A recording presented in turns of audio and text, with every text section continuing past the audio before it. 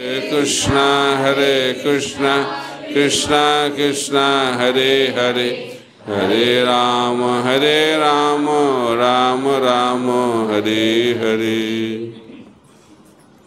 Mukam karati vachalam pangulanghayate giring jatkripatamaham bande Shri Gurung dinatarinam Paramananda Madhavam Shri Chaitanya Isharam.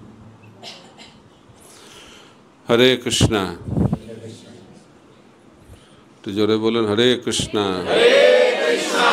हरे कृष्णा कृष्णा कृष्णा हरे हरे हरे राम राम राम हरे हरे। प्रथमবার আপনাদের এখানে এসেছি, class দিতে আসছি। কলকাতাতে তো আমি অনেকবার বিভিন্ন জায়গায় ক্লাস দিয়েছি, কিন্তু প্রথমবার এখানে এসে আনন্দ পাচ্ছি আপনাদের সঙ্গে মিলিত হয়ে। তো আজকের আলোচনার বিষয় হচ্ছে গৃহস্থ আশ্রমের ধর্ম, দায়িত্ব, কর্তব্য। তো আপনারা কারা কারা গৃহস্থ হাত তুলবেন। আমরা ছাড়া বাকি সবাই গৃহস্থ। খুব ভালো। তো কলিযুগে ভগবানকে লাভ করার জন্য আশ্রম, গৃহস্থ আশ্রম পরিত্যাগ করে বনে গমন করার কোনো প্রয়োজনীয়তা নেই। কারণ আমি মজা করে বলি, বনে জঙ্গলে যে সমস্ত গুণাবলী এখন এই আধুনিক সমাজে শহরে এবং নগরে দেখতে পাওয়া যায়, এই জন্য বনে যাওয়ার কোনো প্রয়োজন নেই। কলিযুগে বনে যাওয়ার প্রয়োজন নেই, তার কারণটা হচ্ছে কলিযুগে বনে এখন দস্যুরা থাকে, আর আস্তে আস্তে বন জঙ্গল এই পৃথিবী থেকে চলে যাচ্ছে। বন জঙ্গল বলে কিছু থাকছে না, কারণ কংক্রিট জঙ্গলে ভরে যাচ্ছে সারা পৃথিবী। তো বলা হচ্ছে জঙ্গল এবং গ্রামে হচ্ছে মানুষ সত্যগুণে থাকে, শহরে এবং নগরে মানুষ রজগুণে থাকে, আর ক্লাবে, তারপরে যেখানে নেশা জুয়া খেলা হয় সেটা হচ্ছে তমগুণে, আর মন্দিরে হচ্ছে শুদ্ধ সত্ত্বে। প্রভুপাদ বলতেন যে আমাদের ইস্কন মন্দিরগুলি হচ্ছে এক একটি আধ্যাত্মিক স্থান, বৈকুণ্ঠ।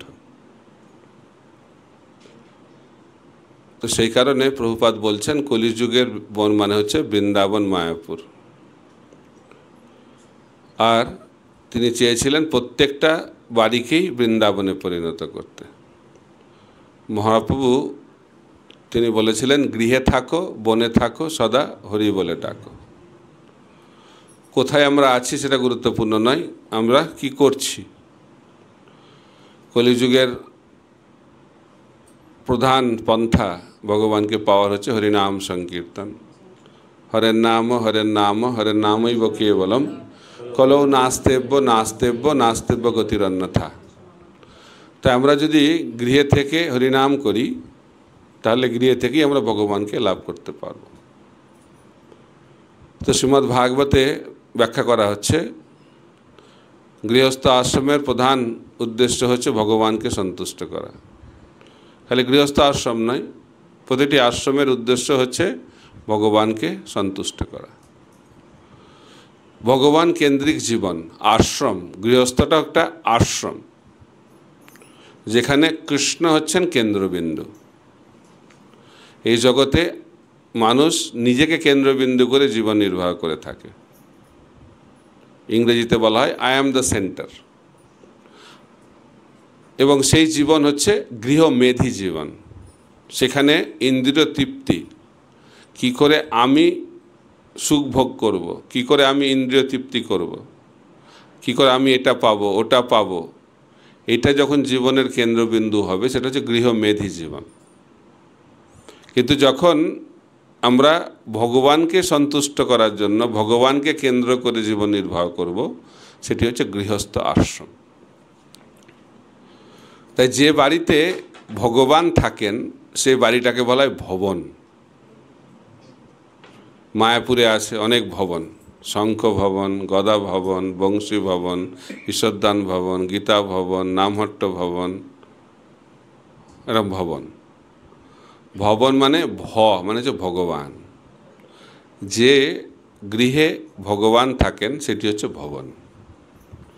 কিন্তু সেই গৃহ থেকে যদি ভগবানকে বাদ দিয়ে দেওয়া হয়, ভবন থেকে ভকে বাদ দিয়ে দেওয়া হলো, তাহলে কি হবে? ভবনটা বনে পরিণত হবে। অর্থাৎ ভগবানবিহীন বাড়ি হচ্ছে বন। তো সেই কারণে আমাদেরকে ভগবানকে কেন্দ্র করে জীবন নির্বাহ করতে হবে। তো শ্রীমদ্ ভাগবতে বলা হচ্ছে গৃহস্থের কর্তব্য হচ্ছে ভগবানকে সন্তুষ্ট করা। তো চৈতন্য মহাপ্রভু যখন জগন্নাথ পুরীতে ছিলেন, তো ওনার একজন গৃহস্থ পার্ষদ ভক্ত মহাপ্রভুকে জিজ্ঞেস করলেন যে আমরা তো গৃহস্থ ভক্ত, আমরা গৃহে থেকে কি করে ভগবানকে লাভ করতে পারবো? তখন মহাপ্রভু বললেন খুব সহজ, দুটি সেবা করতে হবে। এক নম্বর হচ্ছে নাম সেবা, আর 2 নম্বর হচ্ছে বৈষ্ণব সেবা। এই দুটি সেবা যদি কেউ করে তাহলে গৃহে থেকেই ভগবানকে লাভ করা যায়। তখন সেই ভক্ত প্রশ্ন করেছেন মহাপ্রভুকে, নাম সেবা তো বুঝলাম, ভগবানের দিব্য নাম হরে কৃষ্ণ মহামন্ত্র জপ কীর্তন করতে হবে, বৈষ্ণব সেবা যে করব কি করে চিনব কে বৈষ্ণব? কারণ কলিযুগে বৈষ্ণব চেনা বড় কঠিন, কারণ আমরা বাহ্যিকভাবে বৈষ্ণব চেনার চেষ্টা করি। ভক্তিবিনোদ ঠাকুর খুব সাবধান করে দিয়েছেন। ভক্তিবিনোদ ঠাকুর বলছেন, এও তো এক কলির চেলা, তিলক নাখে গলায় মালা, সহজ ভজন করছেন মামু, সঙ্গে লয়ে পরের বালা। তো বাইরে থেকে লাগছে তো খুব বৈষ্ণব, কেন? গলায় মালা, হাতে জপমালা, তারপরে তিলক, দেখে তো বৈষ্ণব লাগছে। কিন্তু ভজনটা কি করছে? কাকে নিয়ে ভজন করছে? সঙ্গে লয়ে পরের বালা, পরস্ত্রীকে নিয়ে ভজন করছেন, অর্থাৎ চরিত্রহীন। তো চরিত্রহীন জীবন হচ্ছে কলিযুগের একটি লক্ষণ। আর ধর্ম করতে এসেও সেই চরিত্রহীনতা প্রকটিত হচ্ছে। তাই বৈষ্ণব মানে চরিত্রবান। চরিত্রবান মানে শিল প্রভুপাদ বলেন 4টে নিয়ম যে কঠোরভাবে পালন করেন। আমিষাহার বর্জন, নেশা বর্জন, জুয়া বর্জন, অবৈধ যৌন সঙ্গ বর্জন। এইভাবে যখন কেউ পাপকর্ম থেকে পূর্ণরূপে মুক্ত হবে তখন সেই ব্যক্তি মনুষ্য জীবন যথার্থভাবে শুরু করতে পারে। তারপরে তো বৈষ্ণব। এখন বাহ্যিকভাবে বৈষ্ণব চেনা খুব কঠিন। তা কীভাবে বৈষ্ণব চেনা যাবে? মহাপ্রভু বলছে খুব সহজ, যে ব্যক্তি ভগবানের নাম করেন তিনি হচ্ছেন বৈষ্ণব। যিনি ভগবানের নাম জপ কীর্তন করেন তিনি বৈষ্ণব। তো ভক্তরা তো খুব খুশি হয়ে গেছে, তাহলে তো খুব সহজ বৈষ্ণব বাবা। হরে কৃষ্ণ কৃষ্ণ কৃষ্ণ হরে হরে, হরে রাম রাম রাম হরে হরে। কিন্তু ভক্ত তো খুব চালাক, আরও জানতে চাইছে। প্রশ্ন করতে হবে। ভগবান সম্বন্ধে জানতে গেলে প্রশ্ন করা অত্যন্ত গুরুত্বপূর্ণ, তা না হলে আমরা জানতে পারবো না। ভগবান শ্রীকৃষ্ণ 2য় অধ্যায় ভগবদ্গীতা শেষ করে দিয়েছেন। তারপরে যেহেতু অর্জুন প্রশ্ন করছে, তাহলে 2 অধ্যায় থেকে কোথায় গিয়ে পৌঁছলো? 18 অধ্যায়। পরীক্ষিত মহারাজ প্রশ্ন করছেন।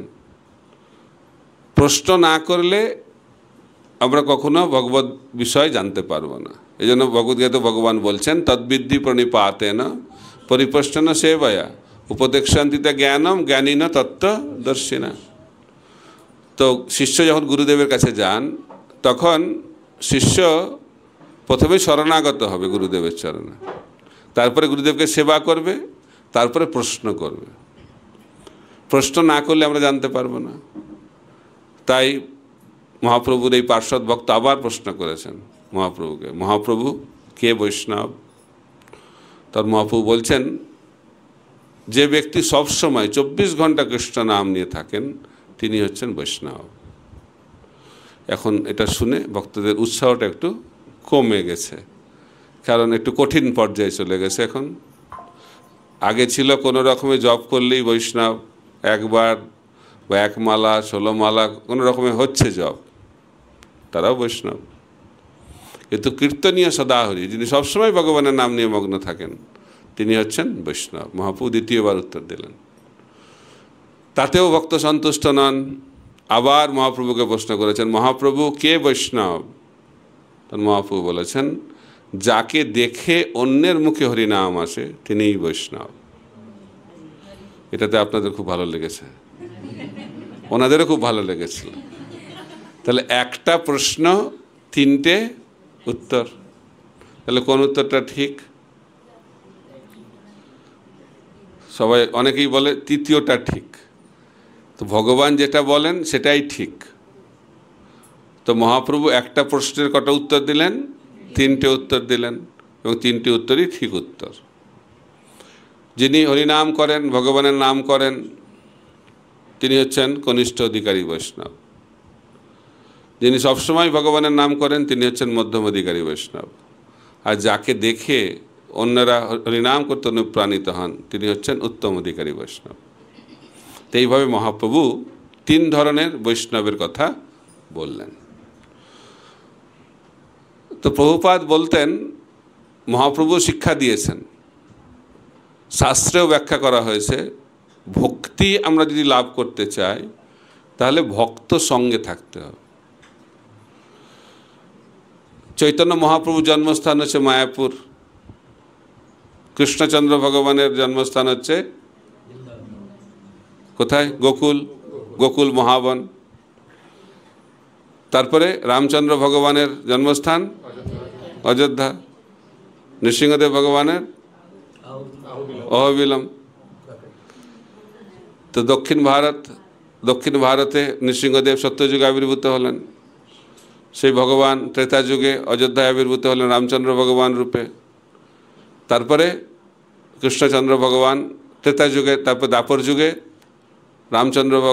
কৃষ্ণচন্দ্র ভগবান গোকুল মহাবনে আবির্ভূত হলেন, এবং কলিযুগে গৌরচন্দ্র ভগবান মায়াপুর নবদ্বীপ ধামে আবির্ভূত হলেন।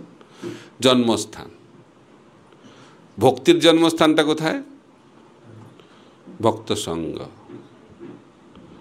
ভগবান অনেক জায়গায় আবির্ভূত হচ্ছেন, কিন্তু ভগবান বলছেন আমি কোথায় থাকি? নাহং তিষ্ঠামি বৈকুণ্ঠে যোগিনাম হৃদয়ে শুভা তত্র তিষ্ঠামি নারদ যত্র গায়ন্তী মদভক্তা। ভগবান অনেক জায়গাতে জন্মগ্রহণ করছেন, আবির্ভূত হচ্ছেন, কিন্তু তিনি বলছেন আমি কোথায় থাকি আর কোথায় থাকি না। ভগবান বলছেন আমি বৈকুণ্ঠে থাকি না, যেখানে আমরা যেতে চাই, আর বলছে আমি যোগীদের হৃদয়েও থাকি না। তাহলে কোথায় থাকি? আমি ভক্ত সঙ্গে আমি থাকি, যেখানে ভক্তরা আমার কথা আলোচনা করে সেখানে আমি থাকি। তো ভগবান কোথায় থাকেন? ভক্ত সঙ্গে। তাই যেখানে ভক্ত সঙ্গ সেটি বৃন্দাবন, সেটা হচ্ছে ভগবানের জায়গা।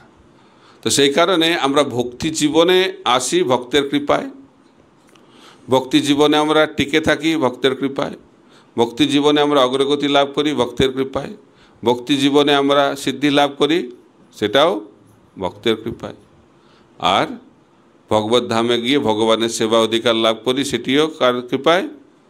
ভক্তের কৃপায়। তাই আমাদেরকে শিখতে হবে কি করে ভক্ত সঙ্গে থাকতে হয়, কারণ একা একা ভগবানের সঙ্গে থাকা যাবে না, কারণ ভগবান কখনো একা থাকেন না। তো ভগবানের সঙ্গে কারা থাকেন? ভক্তরা সবসময়। কত ভক্ত? কৃষ্ণ ভগবানের সঙ্গে তো অনেক ভক্ত, লক্ষ লক্ষ কোটি কোটি ভক্ত ভগবান কৃষ্ণের সঙ্গে থাকেন। তাই আমাদেরকে শিখতে হবে কি করে ভক্তর সঙ্গে থাকতে হয়। একা একা ভক্তি লাভ করা সম্ভব নয়। বিশেষ করে কলিযুগে যদি আমরা ভক্তিতে অগ্রগতি করতে চাই তাহলে সাধু সঙ্গ অত্যন্ত গুরুত্বপূর্ণ। তাই শাস্ত্রে বলা হচ্ছে গৃহস্থ জীবনের প্রধান একটি ধর্ম হচ্ছে সাধু সঙ্গ করা। গৃহে সাধুদেরকে নিমন্ত্রণ করা, যাতে সাধুরা এসে কৃষ্ণ কথা আমাদেরকে বলতে পারেন। তো শ্রীমদ্ ভাগবতে এবং শাস্ত্রে দেখতে পাই যারা মহান রাজারা ছিলেন তারা সবসময় সাধু সঙ্গ করতেন। অম্বরীশ মহারাজ সবসময় সাধুর সঙ্গে ভাগবত শুনতেন, সারা পৃথিবীর সম্রাট। কারণ এটি হচ্ছে গৃহস্থের ধর্ম। শ্রীল প্রভুপাদ বলছেন আমার বাবা প্রতিদিন কমপক্ষে ৩-৪ জন বৈষ্ণবকে গৃহে ডাকতেন, প্রতিদিন। এটা হচ্ছে গৃহস্থের ধর্ম। তাই সাধু সেবা হচ্ছে বৈষ্ণবদের, এই গৃহস্থদের প্রধান একটি ধর্ম। কিন্তু সেটা যদি আমরা না করি তাহলে চৈতন্য মহাপ্রভুকে পাওয়া যাবে না। এখন চৈতন্য মহাপ্রভু যখন দক্ষিণ ভারতে ছিলেন, কুর্মক্ষেত্রে কুর্ম ব্রাহ্মণ বলছে আমার আর ভাল লাগছে না এই গৃহস্থ জীবন, আমি সব কিছু ছেড়ে দিয়ে আপনার সঙ্গে ঘুরে বেড়াতে চাই, ফুল টাইম জয়েন করতে চাই, এই সংসারের জ্বালা আর সহ্য হচ্ছে না। তখন মহাপ্রভু বললেন এটা ভালো আইডিয়া নয়, তোমাকে আমার সঙ্গে আসতে হবে না, আমি সবসময় তোমার গৃহে থাকবো যদি তুমি দুটো জিনিস করো। কি করো? প্রথম হচ্ছে তুমি ভগবানের নাম করবে, হরে কৃষ্ণ কৃষ্ণ কৃষ্ণ হরে হরে, হরে রাম রাম রাম হরে হরে। আর কি করবে? এ নাম প্রচার করবে। শোনো শোনো নিত্যানন্দ, শোনো হরিদাস, সর্বত্র আমার আজ্ঞা করহ প্রকাশ, প্রতি ঘরে ঘরে গিয়া করো এই ভিক্ষা, বলো কৃষ্ণ ভজ কৃষ্ণ কর কৃষ্ণ শিক্ষা। এটা হচ্ছে গৃহস্থের ধর্ম। তাই যদি আমরা ঘরে বসে থাকি আর হরিনাম করি আর কৃষ্ণ ভক্তির প্রচার না করি তাহলে মহাপ্রভুকে পাওয়া যাবে না। তাই ভগবানের নাম, বৈষ্ণব সেবা, আর 3 নম্বর অত্যন্ত গুরুত্বপূর্ণ কৃষ্ণ ভক্তির প্রচার। সেখানেই মহাপ্রভু কুর্ম ব্রাহ্মণকে বললেন যারে দেখো তারে কহ কৃষ্ণ উপদেশ, আমার আজ্ঞায় গুরু হইয়া তারও এই দেশ। এই নির্দেশ দিলেন কাকে? কুর্ম ব্রাহ্মণকে। তাই গৃহস্থ আশ্রমের বদ্ধ দশা থেকে মুক্তি লাভের একটাই উপায় এই কৃষ্ণ ভক্তির প্রচার। আমরা যদি কৃষ্ণ ভক্তির প্রচার না করি তাহলে মহাপ্রভুর কৃপা আমরা লাভ করতে পারবো না। কারণ আমরা হচ্ছি গোষ্ঠানন্দী বৈষ্ণব। 2 ধরনের বৈষ্ণব আছে, ভজনানন্দী বৈষ্ণব, গোষ্ঠানন্দী বৈষ্ণব, দুজনেই মহান। ভজনানন্দী বৈষ্ণব খালি নিজেদের ভজন নিয়েই ব্যস্ত থাকেন, কিন্তু গোষ্ঠানন্দী বৈষ্ণব যারা খালি নিজেদের ভজন নিয়ে ব্যস্ত থাকেন না, তারা নিজেদের ভজনের সঙ্গে সঙ্গে ওনারা চান সবাই এই পৃথিবীর প্রত্যেকটি মানুষ যেন কৃষ্ণ ভক্তি লাভ করে। সেই কারণে মহাপ্রভু বললেন পৃথিবীতে আছে যত নগর আদি গ্রাম, সর্বত্র প্রচার হইবে মোর নাম। মহাপ্রভুর মধ্যে উদ্বেগ, চিন্ময় উদ্বেগ। বৈষ্ণব মানে হচ্ছে তিনি সবসময় উদ্বিগ্ন থাকবেন, নিজের জন্য নয়, এই পৃথিবীর হিত করার জন্য উদ্বেগ। কিসের উদ্বেগ? যে প্রত্যেকে যেন এই কৃষ্ণ প্রেম লাভ করে। তো মহাপ্রভু বলছেন যে আমি একা মালাকার, আমি একা মালিক, কত আমি আর ফল, প্রেম ফল বিতরণ করব। আর তাতে কি হতে পারে? কেউ পাবে, কেউ পাবে না। এর তিনি বলছেন সবাই যেন এই মালাকার হয়ে যায়। তিনি বলছেন প্রত্যেকে যেন কৃষ্ণ ভক্তির প্রচার করে। ভারত ভূমিতে মনুষ্য জন্ম হইল যার, জন্ম সার্থক করি কর পর উপকার। তো মহাপ্রভু বললেন যারা ভারতবর্ষে বিশেষ করে জন্মগ্রহণ করেছেন তাদের কর্তব্য হচ্ছে জন্ম সার্থক করি। জন্ম সার্থক করি মানে আগে নিজে ভক্ত হতে হবে। আমি যদি নিজে ভক্ত না হই তাহলে কি করে ভক্তির প্রচার করব? অনেকে মহাপ্রভুর দ্বারা অনুপ্রাণিত হয়ে ভক্তিতে তিনি কি হচ্ছে না জেনে তিনি প্রচার করতে শুরু করেন, কিন্তু নিজে করছে না। গ্রন্থ প্রচার করছে, নিজে গ্রন্থ পড়ে না। নিজে জপ করছে না, অন্যকে বলছে জপ করার জন্য। নিজে নিয়ম পালন করে না, অন্যকে বলছে নিয়ম পালন করো। এই প্রচারে খুব একটা ফল হবে না। যদি প্রচার করতে হয় তাহলে নিজেকে আচরণ করতে হবে, আচরণ করতে হবে। একজন মহিলা তার ছেলেকে বোঝাতে পারছে না যে মিষ্টি খাওয়া তার শরীরের জন্য ভালো নয়। খুব মিষ্টি খায়, চকলেট থেকে শুরু করে কিছু বাকি রাখছে না। তো মায়ের কথা তো ছেলে শুনতে চায় না সহজে, বারবার বলছে শুনছে না, বারবার বলছে শুনছে না। তখন কি করবে, একটা সাধুর কাছে নিয়ে গেছে। যে সাধুর কথা শুনে ছেলেটা, তো সাধুর কাছে নিয়ে গিয়ে বলছে দয়া করে একটু বোঝান আমার ছেলেকে। বলছে কী বোঝাতে হবে, যাতে মিষ্টি না খায়। সাধু ভাবছে তো আমি কৃষ্ণ ভক্তি বোঝাই, এটা আবার কী করে বোঝাবো। তো যাই হোক, বলছে ঠিক আছে আপনি 1 মাস পরে আসুন। তো মা ছেলেকে নিয়ে চলে গেছে, আবার 1 মাস পরে নিয়ে এসেছে। তো সাধু বলছে ছেলেটাকে, মিষ্টি খেও না, মিষ্টি খাওয়া তোমার জন্য ভালো নয়। তো মা ভাবছে এই কথা বলার জন্য 1 মাস লাগলো কেন, তো 1 মাস আগেই বলতে পারতেন, এটা বিরাট কী কথা। তখন জিজ্ঞেস করেছে সাধুটাকে, কেন আপনি 1 মাস আগে বললেন না, 1 মাস কেন অপেক্ষা করতে বললেন? বলছে দেখুন আপনি যখন নিয়ে এসেছিলেন তখন আমিও মিষ্টি খেতাম, তো তাকে যে বলবো আমি মিষ্টি খেও না, তো তার আগে তো আমাকে অভ্যাস করতে হবে। এই জন্য 1 মাস আমি এখন অভ্যাস করেছি, 1 মাস আমি মিষ্টি খাইনি, এখন আমার বলার অধিকার আছে তাকে মিষ্টি খেও না। এটাকে বলে আচার। তো নিজেকে আচরণ করতে হবে, আচরণ না করলে প্রচার হয় না। কিন্তু কলিযুগে আবার এটা আর একটা লক্ষণ, আমি আচরণ করব না কিন্তু আমি প্রচার করব। এর বলছে ভারত ভূমিতে মনুষ্য জন্ম হইল যার, জন্ম সার্থক করি করো পর উপকার। আগে নিজের জন্মকে সার্থক করতে হবে। যে সাঁতার জানে না, দেখছি ও ডুবে যাচ্ছে, দয়াতে ভরে যাচ্ছে হৃদয়টা, আচ্ছা মরে যাচ্ছে কি হবে, ঝাঁপিয়ে পড়েছে জলে। তো জলে ঝাঁপিয়ে পড়ার পরে বুঝতে পারছে সেও সাঁতার জানে না, তা কী হবে, দুজনেই ডুবে মরবে। তো এখন আমি যদি ভক্ত না হই আর অন্যকে মায়ামুক্ত করার চেষ্টা করি, তাহলে কী হবে, দুজনেই মায়ের খপ্পরে পড়ব। তো সেই কারণে প্রচার করার আগে নিজেকে ভক্ত হতে হবে। এই জন্য মহাপ্রভু বলছেন যে নাম করার আগে কী করতে হবে, নাম প্রচার করার আগে নিজেকে নাম করতে হবে, নিজেকে ভালো করে সাধনা করতে হবে। যদি আমি ঠিকভাবে সাধনা না করি তাহলে কী করে আমি প্রচার করব, আচরণ করতে হবে। তো এখন ভক্তিবিনোদ ঠাকুর একজন আদর্শ গৃহস্থ। কীরকম গৃহস্থ, তার কটা সন্তান, 10টি সন্তান। তা আমরা তো এখন 1টা 2টোকে নিয়ে সামলাতে পারি না, বলছে সময় নেই, খুব ব্যস্ত। কেন ব্যস্ত, 1টা 2টো সন্তান। তো ভক্তিবিনোদ ঠাকুরের 10টি সন্তান, তার জীবনটা কীরকম সেটা আমাদের জানা দরকার। ওনার নকল করতে পারবো না, তো আচার্য নিত্যসিদ্ধ ভক্ত, কিন্তু তাদের মাধ্যম দিয়ে আমরা শিক্ষা পেতে পারি। তো ভক্তিবিনোদ ঠাকুর বলছেন যে সময়টাকে আমরা কি করে ভাগ করব। তিনি বলছেন 8 ঘন্টা শরীরের জন্য, 8 ঘন্টা আত্মার জন্য, আর 8 ঘন্টা দায়িত্ব কর্তব্যের জন্য। এইভাবে সময়টাকে ভাগ করতে হবে। আর যদি আমরা এইভাবে সময়টা ভাগ না করি তাহলে কি হবে, জীবনটা ইমব্যালেন্স হয়ে যাবে। ইমব্যালেন্স।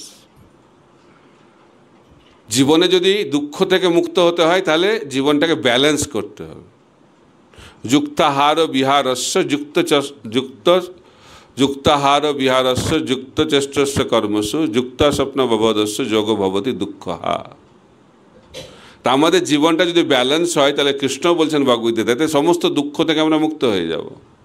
আমাদের জীবনে দুঃখ কেন আসছে, এত শারীরিক মানসিক বিভিন্ন ধরনের দুঃখের মধ্যে আমরা রয়েছি কেন, তার কারণটা হচ্ছে আমাদের জীবনটা হচ্ছে ইমব্যালেন্সড, संतुलन नहीं है जिंदगी में। সেই কারণে আমাদেরকে জীবনটাকে একটু ব্যালেন্স করতে হবে, কার জন্য আমি সময় দিচ্ছি। আর ভক্তিবিনোদ ঠাকুর বলছেন প্রথম হচ্ছে আমাদের শরীরটাকে দেখতে হবে, দ্বিতীয় হচ্ছে সাধনা, তারপরে হচ্ছে সেবা।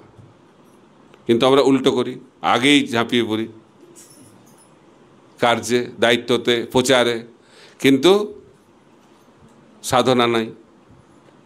আর তারপরে স্বাস্থ্য তো ঠিকমতো দেখছি না। তো যদি স্বাস্থ্য ভালো থাকে তাহলে সাধনা ভালো হবে, আর স্বাস্থ্য এবং সাধনা যদি ভালো হয় তাহলে সেবা ভালো হবে। তো সেবার গুণগত মান নির্ভর করছে কার উপর, সুস্বাস্থ্য এবং সাধনার উপর।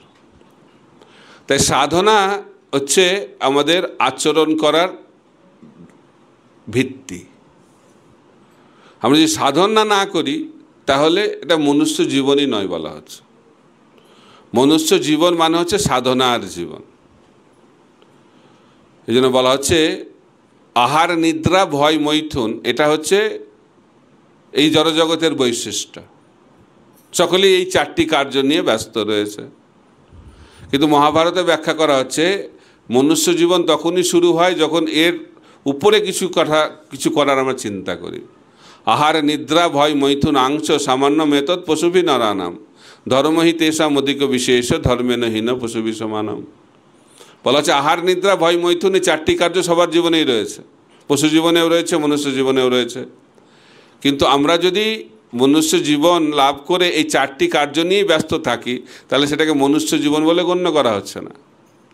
মনুষ্য জীবন কখন শুরু হবে? যখন আমরা এই চারটি জিনিসের উপরে কিছু আছে কিনা সেটা প্রশ্ন করব। এটা বলে অথাত ব্রহ্ম জিজ্ঞাসা। এই অথাত ব্রহ্ম জিজ্ঞাসাই হচ্ছে মনুষ্য জীবনের শুরু। সনাতন গোস্বামী মহাপ্রভুর কাছে গিয়ে প্রশ্ন করলেন, আমি কে? কেন আমি দুঃখ পাচ্ছি? কেন মরে যারে তাপত্রয়? আমি দুঃখ চাই না, কেন দুঃখ আসে?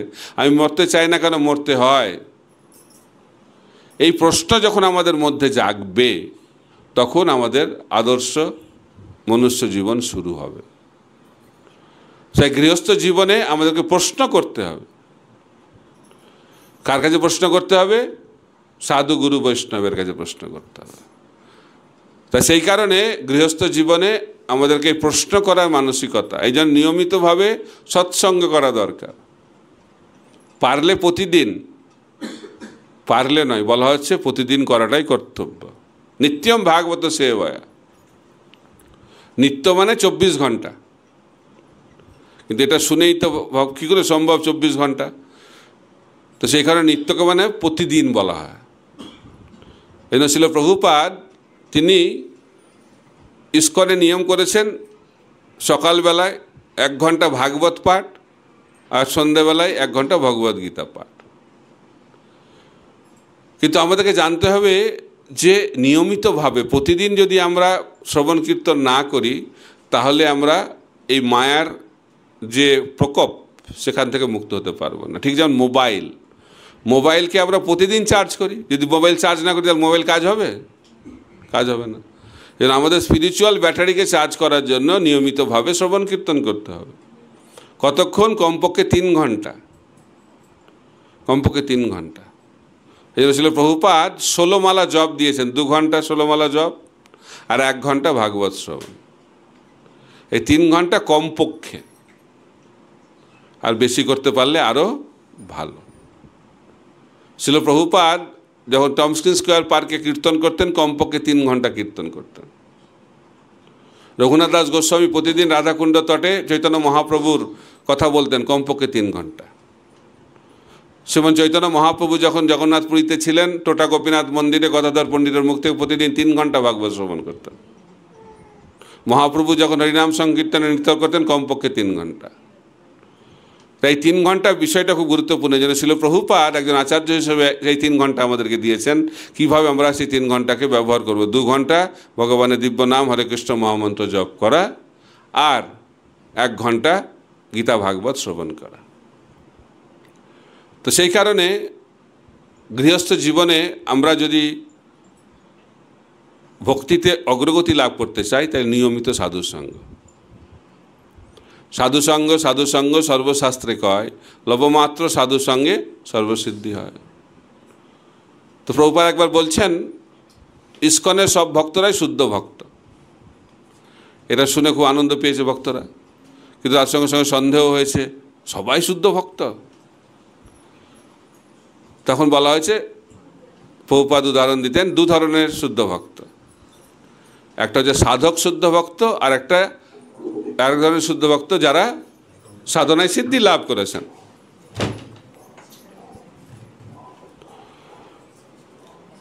তা আপনারা জানেন যে ভক্তিতে 3টে স্তর রয়েছে শুদ্ধ ভক্তিতে, সাধনা ভক্তি, ভাব ভক্তি, প্রেম ভক্তি।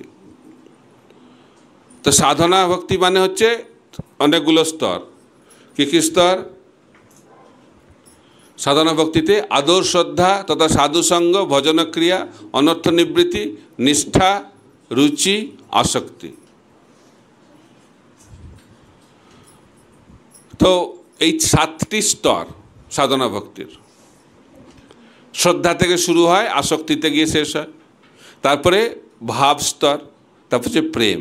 প্রেমটা হচ্ছে জীবনের সিদ্ধি। তো কৃষ্ণ প্রেম লাভ করলে আমরা ভগবত ধামে চলে যেতে পারবো।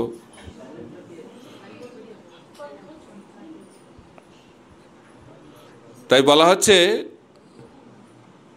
যদি আমরা সাধুসঙ্গ না করি তাহলে এই ভক্তির যে বিভিন্ন স্তর, শ্রদ্ধা থেকে প্রেম, সেই স্তরে পৌঁছাতে পারবো না। আর সাধুসঙ্গ করলে ধীরে ধীরে ধীরে ধীরে আমরা সেই স্তরে পৌঁছাতে পারবো। এখন এই সাধনা থেকে সিদ্ধি অর্থাৎ শ্রদ্ধা থেকে প্রেম, এটা কিভাবে লাভ হবে? সাধুসঙ্গের মাধ্যম দিয়ে লাভ হবে। উদাহরণ দেওয়া আছে, আম ফলের সঙ্গে তুলনা করা হচ্ছে। কাঁচা আম আর পাকা আম। এখন তো আমের সিজন আসছে, তো কাঁচা আম আর পাকা আম দুটোই আম, কিন্তু কোন আমটা বেশি খেতে ভালো? পাকা আম। বাহ! তো কাঁচা আম কি করে পাকা আমে পরিণত হবে? কি করে হবে? গাছে লেগে থাকতে হবে। যদি গাছে লেগে থাকে তাহলে কাঁচা আমটা কিছুদিন পরে পাকা আমে পরিণত হবে। কিন্তু যদি আমটা গাছ থেকে পড়ে যায় ঝড়ে, অনেক সময় ঝড় আসে না, কালবৈশাখীর ঝড়, সেই ঝড়ে কি হয়? আমটা গাছ থেকে মাটিতে পড়ে যায়, তখন সেই কাঁচা আমটা কি আমে পরিণত হবে? পচা আম, পচে যাবে। তো ক ধরনের আম হলো? কাঁচা আম, পাকা আম, আর মধ্যখানে আরেকটি আম পচা আম। তো এরকম ভক্তিরও স্তর রয়েছে। কাঁচা আম ভক্তি, পাকা আম ভক্তি, পচা আম ভক্তি। ঠিক আছে? কাঁচা আম ভক্তিটা কি? হচ্ছে সাধনা ভক্তি। পাকা আম ভক্তিটা কি? প্রেম ভক্তি, কৃষ্ণ প্রেম যিনি লাভ করেছে। আর ভক্তি জীবন ছেড়ে চলে যাবে যে, সে হচ্ছে পচা ভক্তি, পচা আম ভক্তি। তো আমরা যদি কাঁচা আম থেকে পাকা আম ভক্তিতে পৌঁছাতে চাই তাহলে কি করতে হবে? কিভাবে আমরা শিখলাম যে কাঁচা আম কী করে পাকা আমে পরিণত হবে? গাছে লেগে থাকতে হবে। তো একজন ভক্ত কাঁচা আম থেকে পাকা আম ভক্ত কী করে পরিণত হবে? ভক্তর সঙ্গে থাকতে হবে, ভক্তি বৃক্ষে লেগে থাকতে হবে। ভক্তর সঙ্গে যদি টিকে থাকতে পারে তাহলে একদিন না একদিন সেই ভক্ত কৃষ্ণ প্রেম লাভ করবে। ঠিক আছে? কিন্তু যদি ভক্ত সঙ্গে ছেড়ে দেয়, পচা আমে পরিণত হবে। তা আপনারা কি চাইছেন? কি আম, কোনটা ভালো লাগছে আপনাদের? পাকা আমটা। তো পাকা আম যদি হতে হয় তাহলে যতই কষ্ট হোক ভক্ত সঙ্গে টিকে থাকতে হবে। আর কলিযুগে সব থেকে বড় তপস্যা হচ্ছে ভক্ত সঙ্গে টিকে থাকা। এই জন্য কলিযুগে হিমালয় জঙ্গলে যাওয়ার কথা বলা হচ্ছে না। তো কলিযুগে সব থেকে বড় তপস্যা কি? ভক্ত সঙ্গে টিকে থাকা সব থেকে বড় তপস্যা। কারণ কলিযুগের একটি লক্ষণ হচ্ছে ঝগড়া, কলহ হয়, ঝগড়া হয়। আর যদি এই ঝগড়া দেখতে চান লোকাল ট্রেনে যাবেন, পরের স্টেশনে নামবে কিন্তু সিট নিয়ে ঝগড়া। খালি ঝগড়া না, মারামারিও হয়। এটা কলিযুগে অল্প অল্প কারণে, ছোট ছোট কোনো কারণই নাই ঝগড়া শুরু হয়ে যাবে। কেন? এটা হচ্ছে কলিযুগের লক্ষণ। কলি মানে হচ্ছে কলহ। এই ঝগড়া হচ্ছে আমাদের ভক্ত সঙ্গ থেকে দূরে সরিয়ে নিয়ে যাওয়ার একটি চাল। এই জন্য কলি দেখছে যে এদেরকে তো পারা যাচ্ছে না, আমার 4টে জায়গা তো এদের এখানে নাই।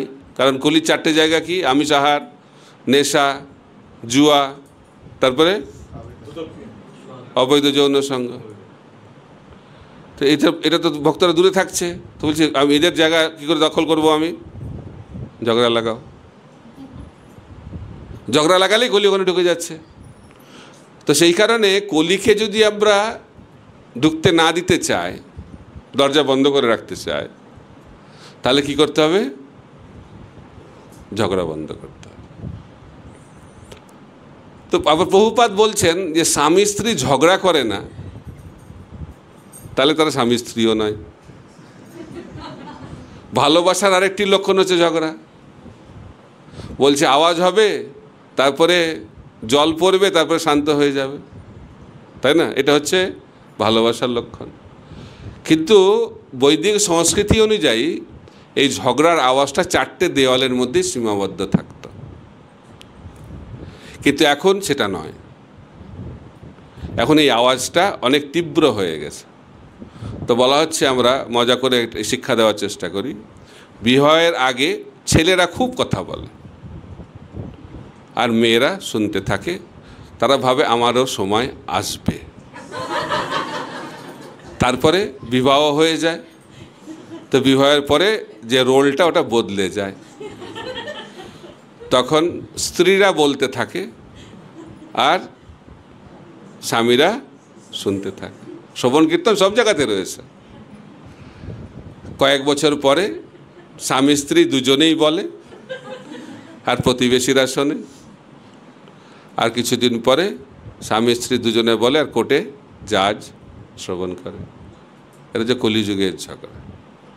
তার কারণটা কি? কারণ কলিযুগে আমাদের সহনশীলতা নেই। কে একসঙ্গে থাকতে পারে? যে সহে সে রহে। সহ্য করতে শিখতে হবে। এই সম্পর্ক ধরে রাখার সবথেকে বড় যোগ্যতা হচ্ছে সহনশীলতা। তাই আদর্শ গৃহস্থ জীবন যদি আমরা গড়ে তুলতে চাই, তাহলে একে অপরকে ভালোবাসার আগে অন্ততপক্ষে একে অপরকে সহ্য করা শিখতে হবে। আমাদেরকে জানতে হবে যে কোনো ব্যক্তি খারাপ বা ভালো নয়। প্রত্যেকটি ব্যক্তি হচ্ছে এক একটা বিশেষ ব্যক্তিত্ব এবং তাদের আলাদা আলাদা বৈশিষ্ট্য রয়েছে। তো যখন আমরা একে অপরকে সেভাবে বুঝতে পারবো, তখন আমরা একে অপরকে সহ্য করার শিক্ষা লাভ করব। আর এই সহ্য করাটাই হচ্ছে ভালোবাসার একটি লক্ষণ। যাকে আমরা ভালোবাসি তাকে আমরা সহ্য করি। মা বাচ্চাকে কত ভালোবাসে, সেই জন্যই না সহ্য করে, কি না করে বাচ্চারা। কিন্তু তা সত্ত্বেও মা কি বাচ্চাদেরকে পরিত্যাগ করে?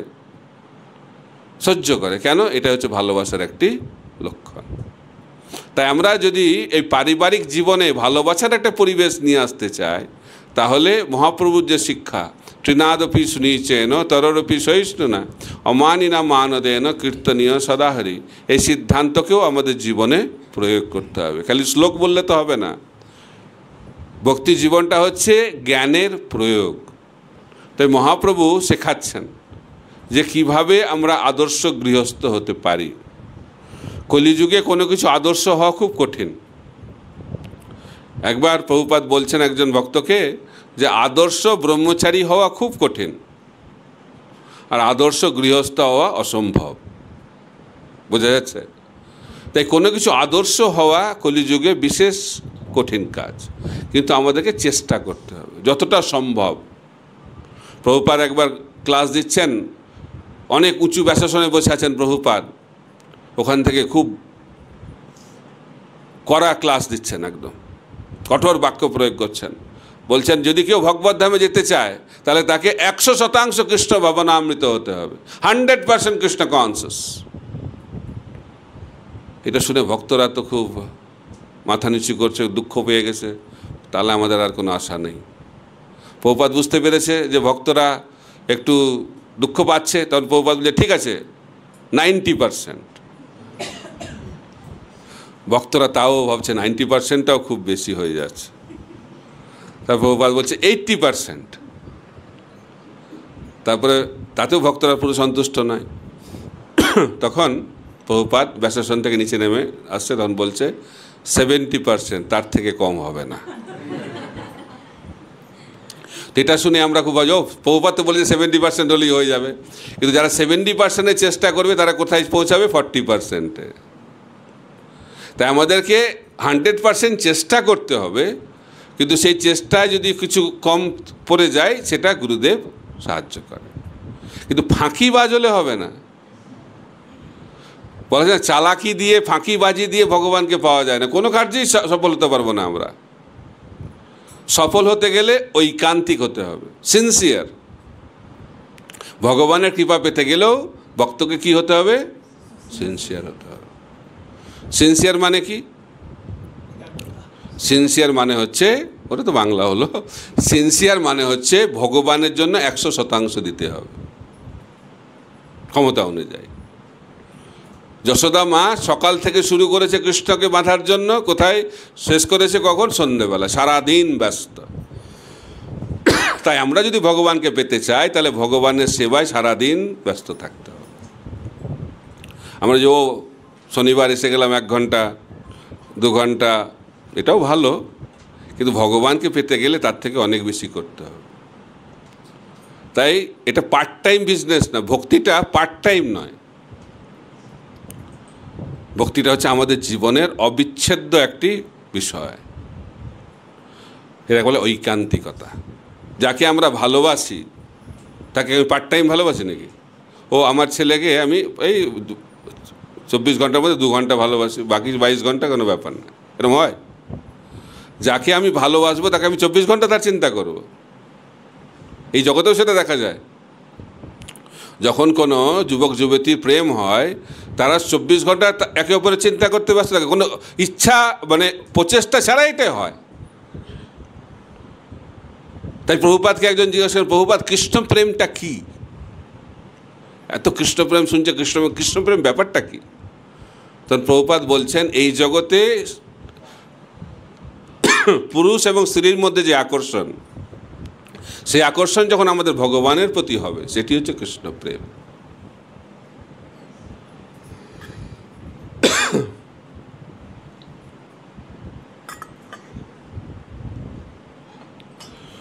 তাই প্রেমের লক্ষণ হচ্ছে যাকে আমি ভালোবাসি তার চিন্তায় মগ্ন থাকা, এটা হচ্ছে প্রেমের লক্ষণ। তাই কৃষ্ণ বলছেন মনমনা ভব, আমার কথা চিন্তা করো। তাই গৃহস্থ জীবনে আমাদেরকে ঐকান্তিক হতে হবে, কিন্তু এই ঐকান্তিকতাটা বাহ্যিক নয়। অন্তরে করনিষ্ঠা, বাইরে লোক ব্যবহার।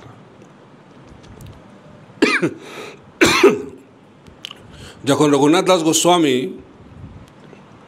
মহাপ্রভুর কাছে গেলেন, বললেন যে আমি আপনার সঙ্গেই থাকতে চাই, তখন মহাপ্রভু বললেন যে হ্যাঁ ঠিক আছে। তখন রঘুনাথ গোস্বামীকে মহাপ্রভু বললেন যে আমার সঙ্গে থাকার কোনো প্রয়োজন নেই, প্রত্যাখ্যান করলেন। বলে তুমি গৃহে ফিরে যাও, বিবাহ করো, আর কীভাবে আচরণ করো? অন্তরে করো নিষ্ঠা। এই নিষ্ঠাটা হচ্ছে লোক দেখানো নয়। অনেকে কলিযুগে খুব ভক্তি দেখায়, বলে না ভক্তিতে গদগদ। এই ঐকান্তিকতাটা লোক দেখানো ঐকান্তিকতা নয়, হৃদয়ের ঐকান্তিকতা। অন্তরে করো নিষ্ঠা, বাইরে লোক ব্যবহার। বাইরে বিষয়ের মতো থাকো, কিন্তু ভেতরে কৃষ্ণ চিন্তা। যেমন গোপীরা, তাদের পতিরা বুঝতেই পারছে না যে তারা কৃষ্ণ প্রেমে মত্ত আছে, কারণ এত সুন্দরভাবে তাদের পারিবারিক দায়িত্বকে পালন করছে, কিন্তু মনটা কোথায় পড়ে আছে? কৃষ্ণ। অর্জুনকে কৃষ্ণ বলে যুদ্ধ করো, কিন্তু যুদ্ধ করার সময় আমার কথা চিন্তা করো। তাই কৃষ্ণ ভাবনামৃত মানে হচ্ছে কৃষ্ণ চিন্তা করা। বাহ্যিক সেবাটা গুরুত্বপূর্ণ, কিন্তু সবথেকে গুরুত্বপূর্ণ হচ্ছে মনটা কোথায় রয়েছে। মন যেখানে, পরবর্তী শরীর সেখানেই যাবে। যতই তিলক মালা করি না কেন, মন যদি অন্য জায়গায় থাকে তাহলে মনটা আমাদেরকে পরবর্তী শরীরটাকে কোথায় নিয়ে যাবে? সেখানেই নিয়ে যাবে।